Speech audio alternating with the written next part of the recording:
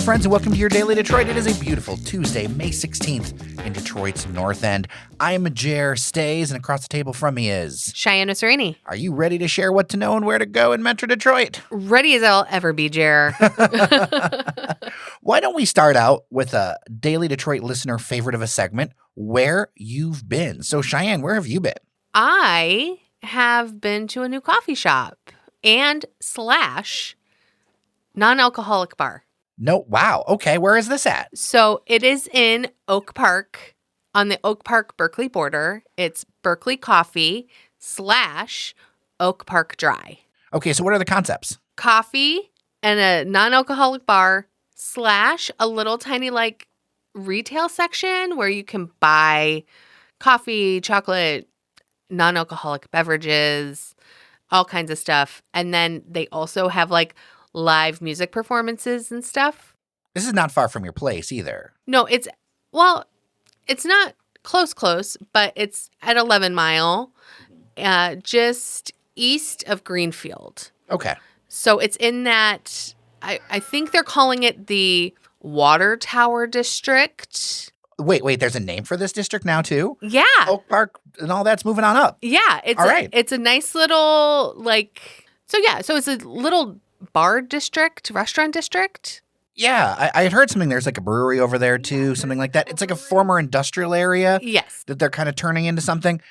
What stood out for you about it? I mean, obviously, I know that you're a very social person. Sometimes you're the kind of person who's sometimes like very social and then very much not. Yeah. It's one or the other. There's no in between. And when you're feeling social, I know with how life changes, it's been a little less social because the bar isn't as much your thing anymore. Right.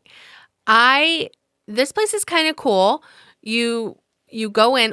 We went specifically for coffee, but both of my friend and I both are not drinkers. So we will probably go back to enjoy a non-alcoholic beverage. But for the coffee, you go and you pick, they have a bunch of different types of beans, and then you pick a canister from that type of bean and you give it to them, and then you tell them what kind of drink you want. I had a iced latte, and my friend had a mocha. So for her, she picked out her bean, and then she went to the front of the bar where they had a bunch of jars of different cocoa and different chocolates, from like milk chocolate, super sugary, to dark chocolate. And then she gave them the chocolate and gave them the beans, and then they made her mocha, and she said it was like the best mocha she's ever had. So the vibe, like the design of this place, what's it like? What's the vibe checked?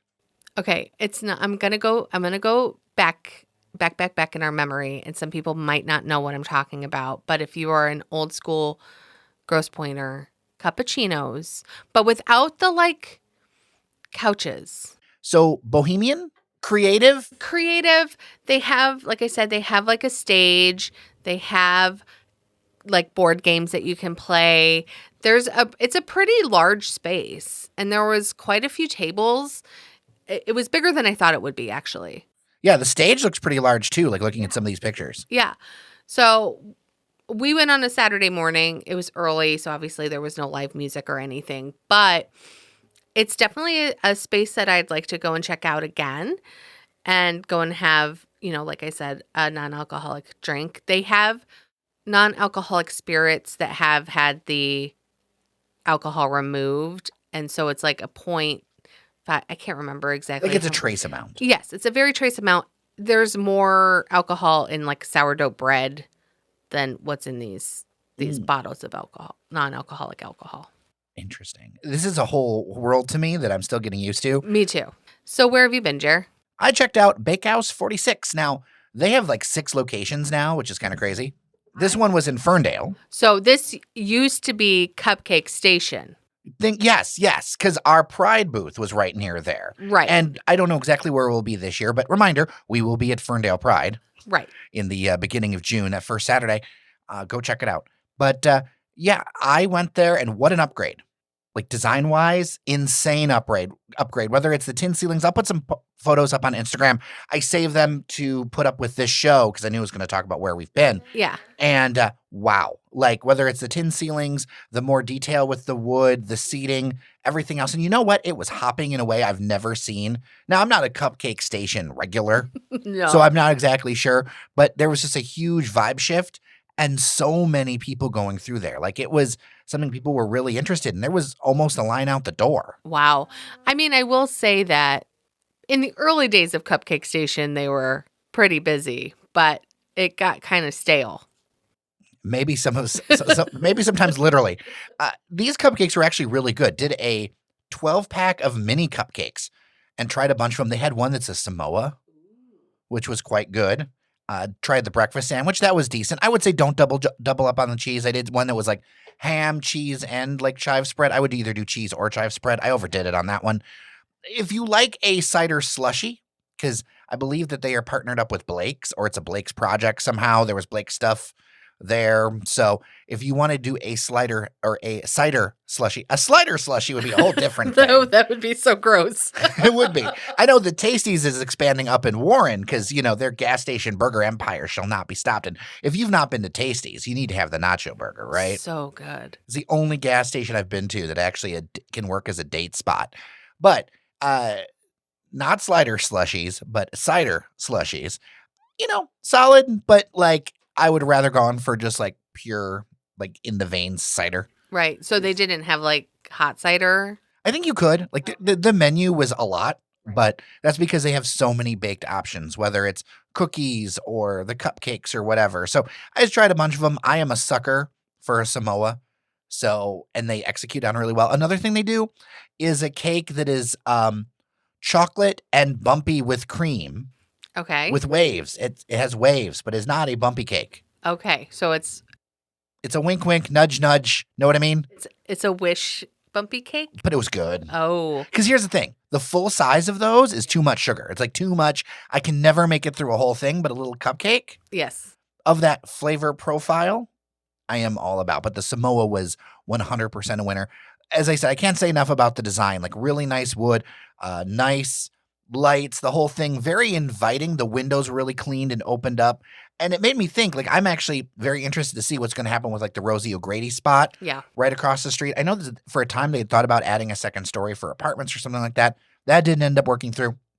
I'd also suggest that if you're ever thinking about parking in Ferndale, it seems like there's always parking in that large dot garage, which also looking good with retail spaces down below. Yeah. And if you're curious about street parking, whatever, just do the garage. I know that this is a back and forth that I have seen with our listeners, and they don't agree with me on this, but I'm going to stand up for it. If it's an inexpensive garage, it's so nice to just park your car and not have to think about it, not have to think about the meters, any of that stuff, and just go right in.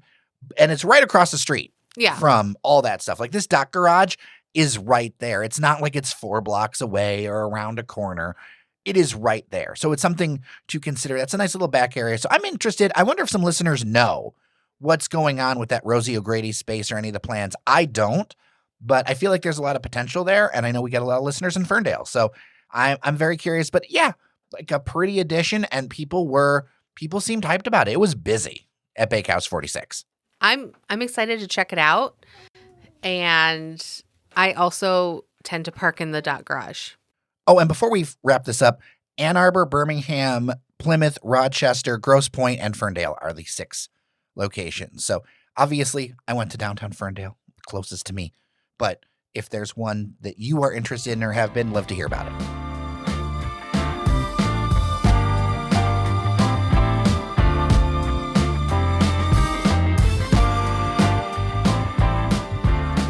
Years. 3 years. For Since what? Since we have been able to step inside this establishment. 3 years of drought. A drought from the Northern Lights.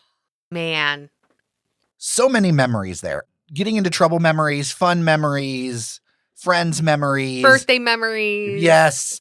Because it's a combination of not just the inside kind of like retro lounge. Yeah. But then also like the DJs that they would have there in the back. I've discovered so many great acts over there. And then also that big patio, which also can serve brunch on the weekends. Yeah.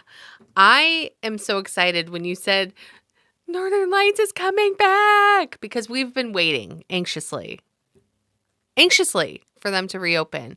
And I know I was worried, and I know you were worried that they might not. When you get to like 2 years, Yeah. you start to be like, what are you doing? Like, is this actually going to be a thing? And, Northern Lights is the kind of place I've been to Michael Jackson versus Prince parties there. Yep. I've been to a variety of things. It's the kind of place that isn't a good location, but it's also in a weird location. Yeah. Because it's all by itself, like on the street there, right near the Fisher building, just south of the Fisher building. And now, 3 years later, there's a lot of other things that have opened up. Time will tell, all these things, but they're still like a few blocks away. And Northern Lights has always been able to persist. It's kind of one of those places that it's become a destination and is a destination. And I think it is for the vibe. I want to say it's totally for the vibe. And the thing that is cool about the Northern Lights is that it is a space for everybody. It is such a diverse group of people that come. Artists, suits, anything. Like they end up coming through there. I wonder how post-pandemic that it's going to shake out with like the different crowds that are down there now. Right. But I mean, I hear that they're bringing Dennis Coffey back, like for those music nights, which is absolutely great. And I do know that they're going to be opening for Movement Weekend, so Memorial Day weekend for those who don't do the uns. I hope that it comes back the way that I remember it, but I also know that there are, of course, going to have to be some sort of changes. They have that on-table shuffleboard, with the pucks and all the things. And just so many. And when I used to stay over there in the Cultural Center, like that was the place that was always open. You could always go to Northern Lights, that beacon of retro multi-light sign there with the arrow point. Like it was a port in any storm. And so I am excited to hear it. If you've got some Northern Lights memories, at dailydetroit@gmail.com. Cheyenne, what is your favorite Northern Lights memory? Because we've been a few times together. I want to say my favorite Northern Lights memory is actually going for my birthday. We dressed up because it was Halloween, and we dressed up in costumes, and we went to Northern Lights, and we had a couple cocktails, and we listened to the Oons Oons music, which is a lot of fun.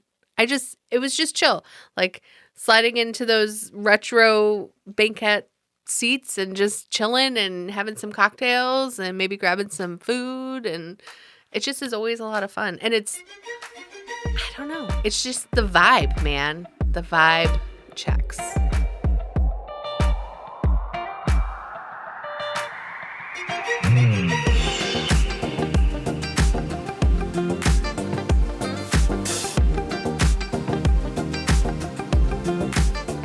That is it for your Daily Detroit. Would love your thoughts, dailydetroit@gmail.com.